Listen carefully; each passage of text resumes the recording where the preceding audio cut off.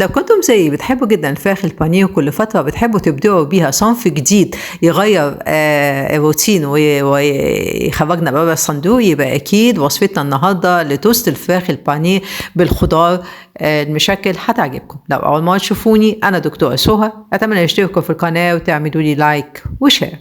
أنا عندي نص كيلو من الفراخ البانيه، هضيف عليهم بصلاية مبشورة والبهارات بتاعتي كركم وكاري وملح وفلفل وبابريكا مدخنة وتوم بودرة وبصل بودرة وشوية سماق، وهدعكم كويس قوي وانزل عليهم بمعلقة كبيرة من صوص البابريكا ومعلقة من دبس رمان اللي بيديها طعم حلو قوي، وادعكم حلو قوي، واضيف معلقتين من الزيت واغطي عليها واسيبها في التلاجة لمدة ساعتين. وبعدين هبقى اعمل العجينة بتاعتي، معلقة صغيرة من الخميرة الفورية ومعلقة من البيكنج باودر ومعلقة من السكر، واسيب الخميرة بتاعتي تتفاعل.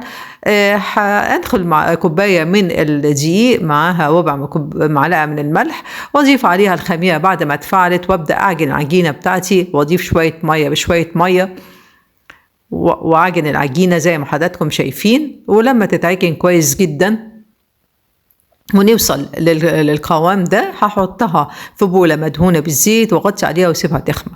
في الوقت اللي بتخمر فيه العجينة هبدأ اشوح الفراخ بتاعتي على الوجهين بالشكل ده لحد ما تستوي كلها كده. وفي نفس الطاسة هبدأ احط الطماطم وفلفل الوان اخضر واصفر واحمر، وهنزل عليهم كمان بطاطس بس تكون متقطعه تخين شويه. احط كل البهارات اللي انا حطيتها على الفراخ واغطي عليها واسيبها تستوي. هبدأ بقى افرد العجينة بتاعتي بالشكل ده حسب القالب اللي انا هسوي فيه التوست بتاعي، وابدأ افرد العجينة بتاعتي في القالب بتاعي.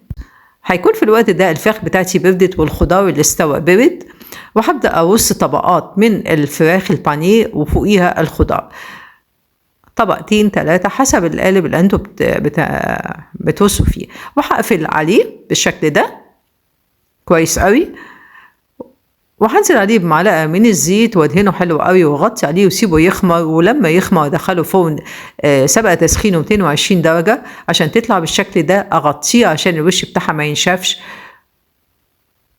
ولما تبرد هبدأ اقطعها عشان تديني توست الفراخ البانيه بالخضار المشكل اللي طعمها تحفة جدا وشكلها جديد وفي حتة تانية خالص.